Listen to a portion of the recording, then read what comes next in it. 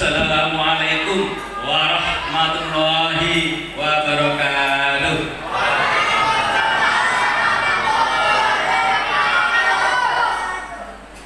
Godhong suruh, godhong cambah, cakep apa nggih? Sedengan rawuh, mugi-mugi bungah dunia akhirat Allahumma amin. Ini wonten piyane kuatah niki kok, dicuwaten.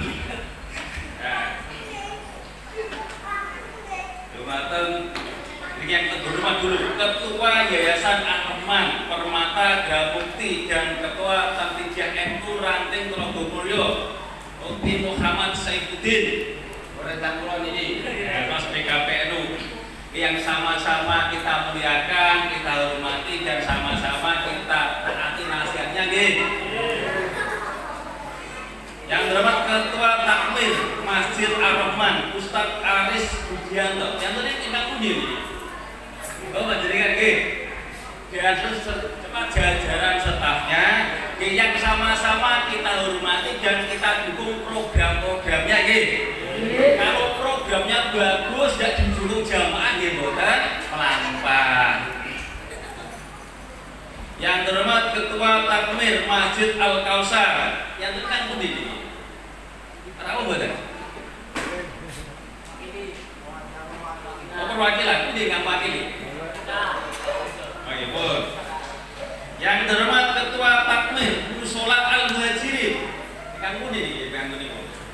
Sampeyan mewakili. Oh mriko. Yai Mas Budi nggih. Wah, jadi ning patus jenengan Pak Yai. Nggih lega mriki. Niki panitiane undang kula soalé rencana kula ngoten nggih. Ketua RW 11 Trogomulyo Bapak Adi Riswanto, kan di kantor ini. Oh panjenengan. Oke. Yang kita hormati dan kita taati tata tertibnya ngoten nggih. Kalau tata tertib boten ditaati nggih masyarakat itu berat. Ngoten. Ngoten Pak nggih. Ketua RT 01 sampai 16 RW 11 Trogomulyo. Harus ngeten iki, Pak RT ini pun. Alhamdulillah, yang sama-sama kita hormati dan kita taati tata tertibnya aturannya nggih. Ibu-ibu jamaah pengajian Khairun Nisa, Maratus Sholihah dan ibu jamaah Uswatun Hasanah. Harus ngeten iki. Alhamdulillah. Wis diwawan mugi-mugi asal ridhonipun Gusti Allah amin Allahumma amin.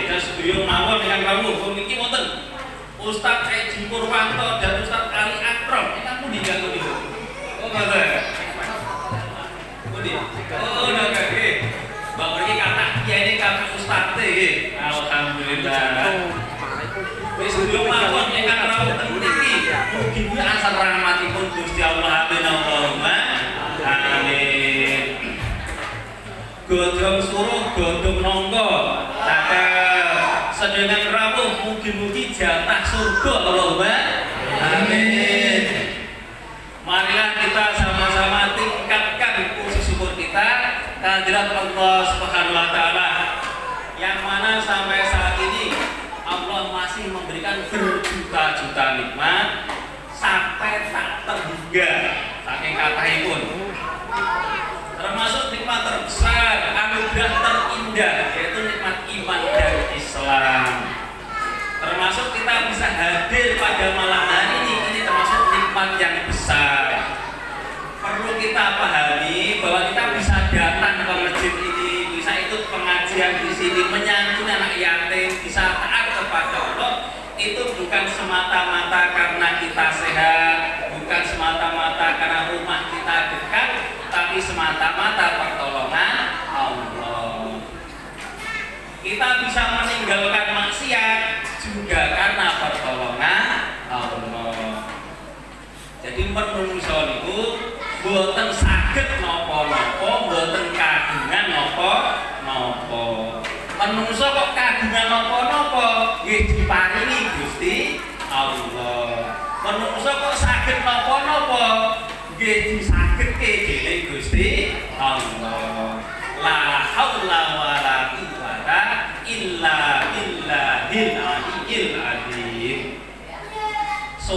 dan salam marilah kita haturkan kepada junjungan kita Nabi Agung Muhammad Sallallahu Alaihi Wasallam.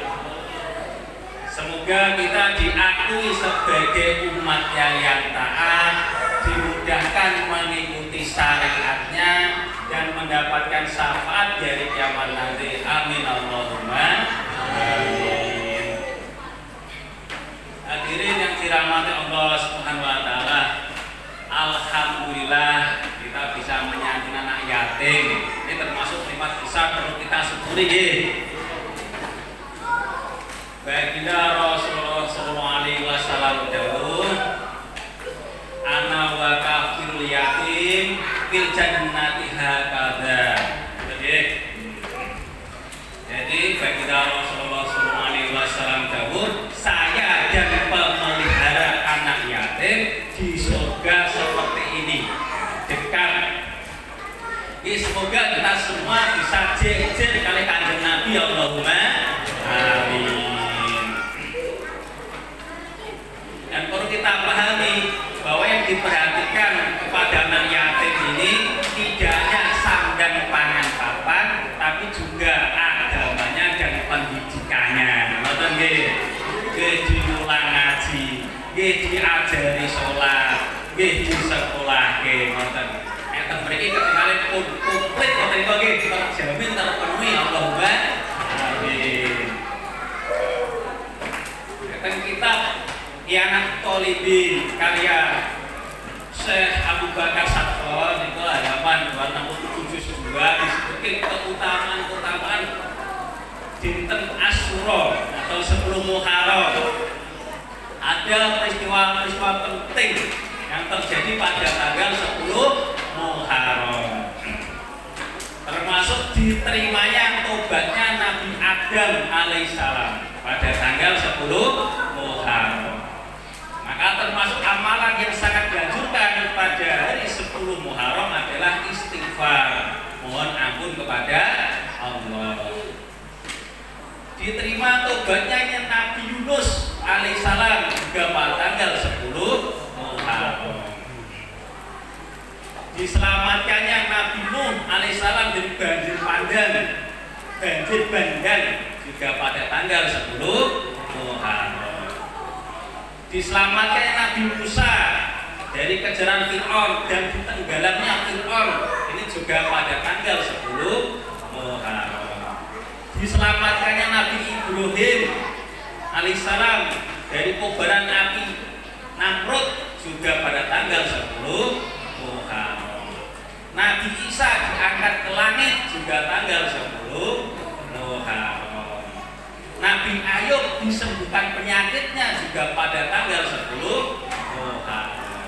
Ya, banyak kejadian-kejadian istimewa yang terjadi pada tanggal 10 Muharram. Maka diperintahkan untuk memperbanyak ibadah, memperbanyak sedekah, memperbanyak puasa di bulan Muharram ini. Dan semoga kita semua dimudahkan bisa menjalankannya. Amin Allahumma amin. Ini kalau tak tunjuk riyen nggih. Monggo sumawon tunjuk sareng-sareng.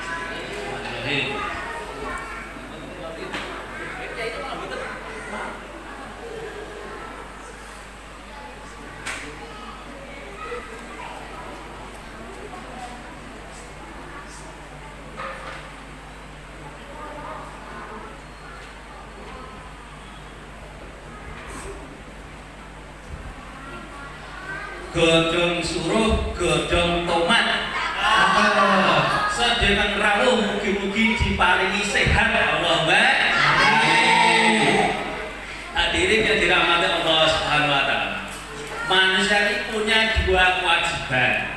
Yang pertama hablum minallah, hubungan baik dengan Allah. Yang kedua hablum minan nas, hubungan baik dengan manusia. Hubungan baik dengan Allah bahasa Indonesia ini baik secara vertikal, baik dengan manusia baik secara horizontal. Kalau bahasa Jawa ini apik marang Gusti, apik marang tangga kanan kiri.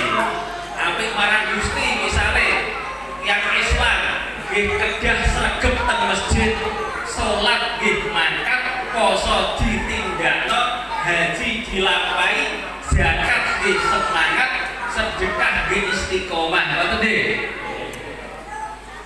Kalau apik marang tangga kanan kiri nggih ana yatim piatu nggih disantuni, tanggane lara nggih ditiliki, kerja bakti nggih mangkat, arisan RT nggih mangkat, PKK nggih mangkat, pengajian nggih mangkat. Ngoten nggih. Hadirin yang dirahmati Allah Subhanahu wa taala. Baginda Rasulullah sallallahu alaihi wasallam dawuh, la yudriku bi husni khuluqihi darajatas sha'il qaim. Orang mukmin yang akhlaknya baik ini derajatnya menyamai orang yang senantiasa puasa sepanjang hari dan orang yang sholat malam sepanjang malam. Ini orang akhlaknya baik. Ini kalau tak cerita, ini kisah sahabat, kisah nyata. Ketika Sayyidina Anas bin Malik gempal kali kanjeng Nabi, wonten sahabat-sahabat yang lain, ada Abdullah bin Amr. Maka tiba-tiba Rasulullah itu dawuh, saat ini akan muncul di hadapan kalian salah seorang penghuni surga. Sahabat dia tolah ya. Ternyata yang lewat terus sahabat Ansor, namanya si Fulan, karena nggak terkenal. Tangan kirinya bawa sandal, nyangking sandal. Besok nggih nyangking sandal nggih. Nyangking sandal. Wajahnya basah, menandakan habis wudu. Hari kedua, sahabat Anas bin Malik dia cerita Malik, ketika kami kumpul-kumpul bersama Rasulullah dan sahabat-sahabat yang lain, Rasulullah dia dawuh Malik, saat ini akan muncul di hadapan kalian salah seorang penghuni surga. Ngoten itu sing lewat di sami persis kados wingi. Sahabat Ansor si Fulan enggak terkenal. Tangan kirinya nyangking sandal, wajahnya basah setelah wudu. Hari ketiga, Sayyidina Anas bin Malik yang cerita Malik. Begitu kumpul-kumpul ngoten itu Rasulullah dia dawuh, saat ini akan muncul di hadapan kalian salah seorang penghuni surga. Ngoten itu sing lewat di sami persis kan hari pertama dan kedua. Kondisinya di sami. Jadi lewat nonton sahabat Ansor si Fulan itu tangan kirinya nyangking sandal, wajahnya basah menandakan habis wudu. Ketika Rasulullah tindak, sahabat Abdullah bin Amr, nah, perlu diketahui Sayyidina Abdullah bin Amr ini terkenal zuhud. Kalau malam sholat malam panjang-panjang, kalau siang senantiasa puasa sunnah, kalau baca Quran sehari semalam 3 juz. Ini sampai dinasihati Rasulullah, Abdullah, buat dikurangi katanya 40 hari sekali saja. Ya Rasulullah, izinkan saya untuk memanfaatkan masa muda saya.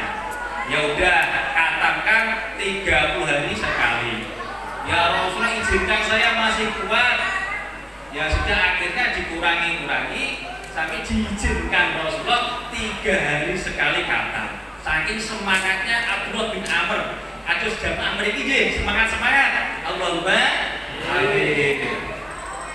Maka begitu kanjeng Nabi tidak, Abdullah bin Amr langsung menemui sahabat Ansor tadi si Fulan. Dia penasaran, pengen tahu amalannya. Maka dia minta izin menginap di rumahnya sahabat Ansor tadi 3 hari 3 malam. Setelah 3 hari 3 malam di rumahnya sahabat Ansor, dia melihat malam diteliti, ternyata sahabat Ansor tidak pernah tahajud. Selama 3 hari 3 malam tidak pernah tahajud. Kalau melilih gitu pada malam hari, zikir mawon. Subhanallah, alhamdulillah, Allahu Akbar. Sare melih, mengke bangun nggih subuh. Siang hari ya kerja. tidak puasa sunnah. Kalau sholat 5 waktu jamaah di masjid, kados warga mriki nggih 5 waktu di masjid, Allahumma amin. Itu sudah menjadi masyarakat Madinah secara umum saat itu sholat 5 waktu berjamaah di masjid. Maka setelah 3 hari 3 malam ketika mau pulang, ini Abdullah bin Amr tanya langsung ke tuan rumahnya, sesungguhnya tujuan saya menginap di rumah jenengan karena saya mendengar langsung 3 hari berturut-turut Rasulullah dawuh, saat ini akan muncul di hadapan kalian salah seorang penghuni surga. Nah ini penjenengan terus yang lewat. Nah sampai tahu amalannya, kok saya amati 3 hari 3 malam saya tidak menemukan yang istimewa. Mungkin ada rahasia yang tersimpan. Maka si fulan tadi tuan rumahnya matur, sesungguhnya amalan saya ya sama persis yang kamu lihat, tidak saya tambahi, tidak saya kurangi, tetapi ada 2 hal yang rahasia yang penting. Yang pertama, saya tidak pernah dendam, tidak pernah sakit hati kepada orang atau siapa saja yang mendolimi saya, yang merugikan saya, yang menipu saya, yang mengkhianati saya, semuanya saya maafkan. Nah ini amalannya, ini akhlaknya baik. Nah misalnya ibu-ibu tugas lombok misalnya terpeken 1 kilo, ternyata sampai rumah ditimbang 9 on. Nah, boten usah ngamuk-ngamuk melabrak terpeken. Boten usah. Orang yang didolimi doanya makbul. Harus tahu harus gitu.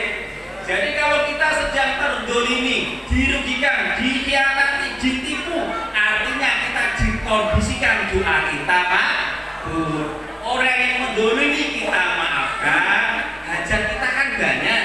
Nah kita doa untuk hajat kita.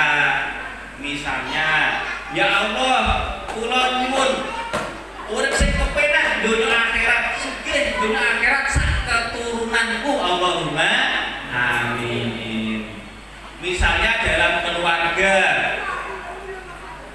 kagungan putra kok jengkelke terus misalnya lebih misalnya dibangunkan subuh ngejak padu, diajak sekolah ngejak padu, konsinau ngejak padu, ngegame terus misalnya, ya kita tuturi sak mangune, sak lumrahe, boten sak emosi berlebihan, langsung dungo. Di saat hati kita teriris-iris tersakiti, di saat itulah doa kita makbul. Ya Allah, nyuwun putra ingkang saleh-salehah nyenengke kula donya akhirat, ngancani kula teng surga, Allahumma amin. Nah ngoten. Jadi bapak ibu pas atine muntap putrane kandhane angel donga. Ngoten nggih. Nah ini yang pertama. Yang kedua, jawabannya tuan rumah, saya ini tidak pernah iri kepada siapa saja terhadap nikmat Allah yang diberikan kepadanya. Pokoknya prinsipnya Gusti Allah ingkang bagi-bagi, menungso namung nampani. Ngoten nggih. Jadi wonten sing dibagi pesawat nggih alhamdulillah. Kebagian kursi presiden nggih alhamdulillah. Kebagian kursi DPR nggih alhamdulillah. Kebagian karpet nggih alhamdulillah. Kebagian mobil nggih alhamdulillah. Kebagian motor nggih alhamdulillah. Menungso niku mboten kagungan napa-napa, saged kagungan nggih diparingi Gusti Allah.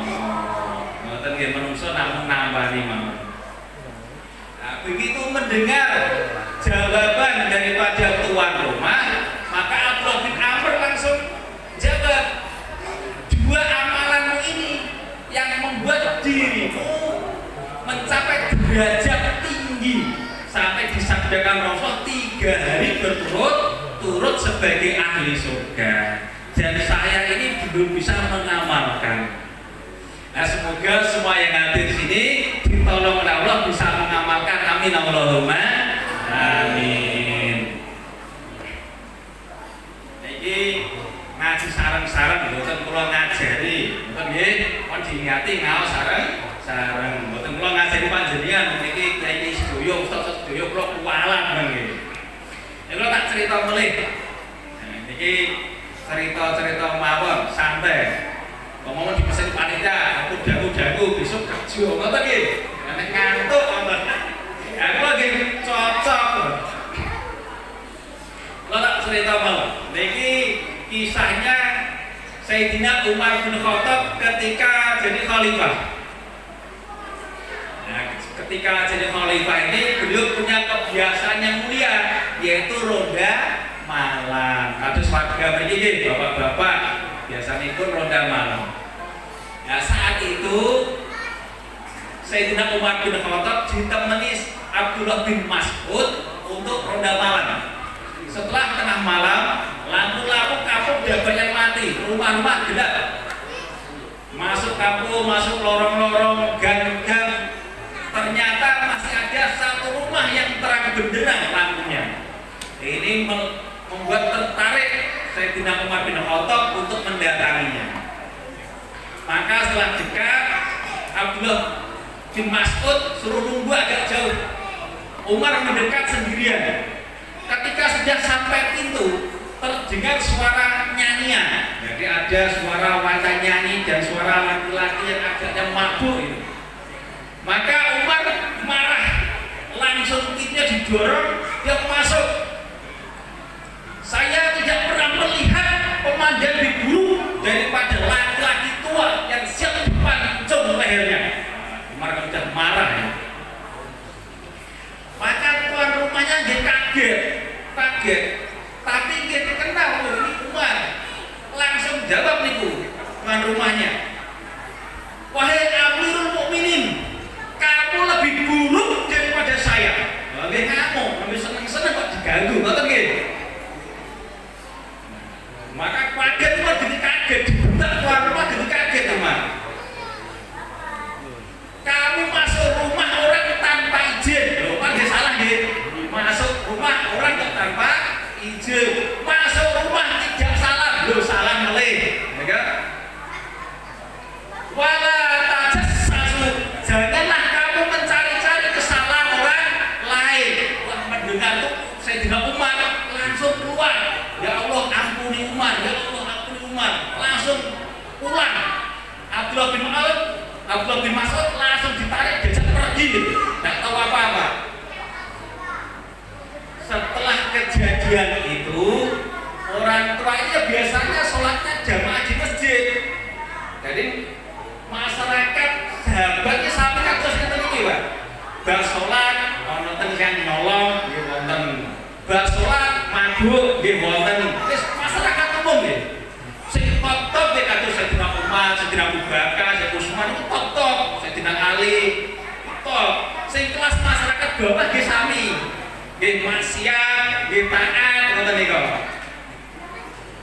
Maka seminggu 2 minggu tidak datang ke masjid karena takut kalau dihukum oleh Sayyidina Umar. Maka setelah 2 minggu kurang lebih, orang tua tadi yang memberanikan diri datang ke masjid. Nah, Sayyidina Umar itu kalau habis sholat subuh bikin majelis, terus pengajian kata ini. Nah, orang tua tadi yang tua rumah tadi itu ngumpet di belakang gitu, takut kalau ketahuan. Maka sama Sayyidina Umar ini tetap pirsa. Maka diundang, wahai orang tua, mari saya ingin berbisik-bisik. Maka setelah telinganya mendekat, dibisi sama Sayyidina Umar. Wahai orang tua, ketahuilah, sejak kejadian malam itu, saya tidak pernah cerita kepada siapapun, termasuk Abdullah bin Mas'ud yang malam itu menemani saya, tidak saya kasih tahu. Keluarga saya juga tidak saya kasih tahu. Yang tahu Allah dan malaikatnya. Maka orang tua wahai amil mukminin, dekatkan telinga Anda, saya juga ingin berbisik. Sejak kejadian malam itu, saya bertobat, berjanji tidak akan mabuk lagi, tidak akan maksiat lagi. Jadi pentingnya kita menutupi aib saudara kita. Jadi kalau tahu kekurangan saudara kita, bukan malah diubah, tapi harus ditutupi. Sesuai dengan sabda baginda Rasulullah SAW, barang siapa menutupi aib saudaranya, maka Allah akan menutupinya aibnya di dunia dan di akhirat. Barang siapa yang membuka aib saudaranya, maka Allah akan membuka aibnya di dunia dan di akhirat, bahkan di rumahnya sendiri akan dipermalukan karena aibnya. Nah, ini penting kita perhatikan sama-sama ya. Godhong suruh, godhong cambah, sedang rawuh mugi-mugi diparing rezeki kathah berkah saged tinggal Mekah Madinah. Allahumma Amin. Godhong suruh membakul, sedang rawuh hajate kabul. Amin.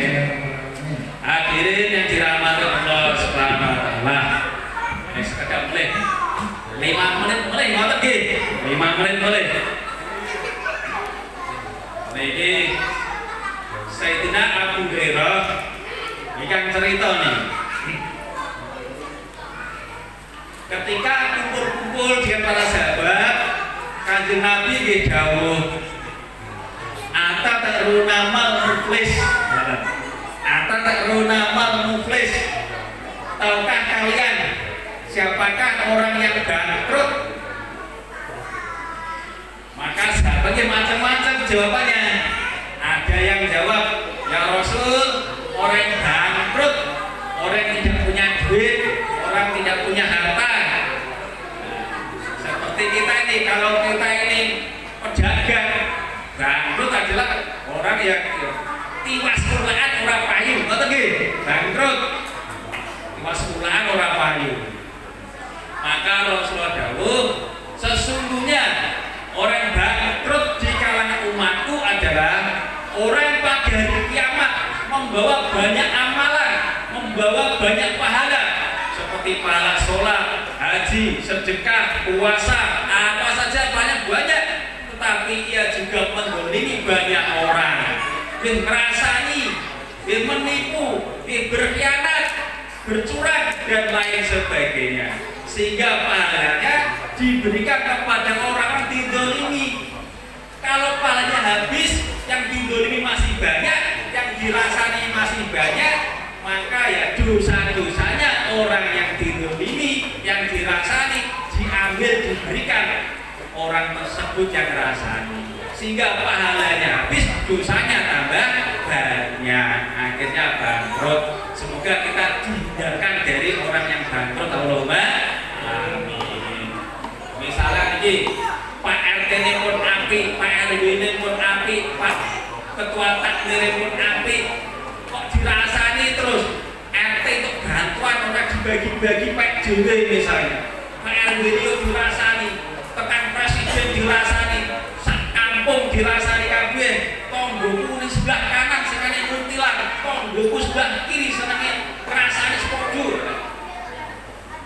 Akhirnya nanti pahala kita diambil diberikan Pak RT yang kita rasani, pahala kita diambil diberikan kepada Pak RW yang kita rasani, muati anggota JP dirasani KB, komisi A, komisi B, komisi C. Nah, nanti pahala kita ya habis diberikan pada komisi A dan komisi B. Ngoten iki kok. Maka mulai saat ya dikurangi, kalau belum bisa meninggalkan syukur, bisa meninggalkan. Hadirin yang dirahmati Allah Subhanahu wa taala, mungkin bisa cukup sekian saja. Ngoten nggih, Pak Ketua. Kalau ada salahnya ya saya mohon maaf, ada kurangnya nggih ditambah sendiri nggih, ya setuju. Ada kurang pasnya nggih mohon koreksinya. becik ketitik Allah ketara senajan sekedhik mugi-mugi Gusti Allah ridho. Allahumma amin. Yang marilah kita tutup dengan doa kifaratul majelis. Subhanallah wa bihamdihi, subhanakallahumma wa bihamdika, asyhadu an la ilaha illa anta, astaghfiruka wa atubu ilaik. Wassalamualaikum warahmatullahi wabarakatuh. Waalaikumsalam.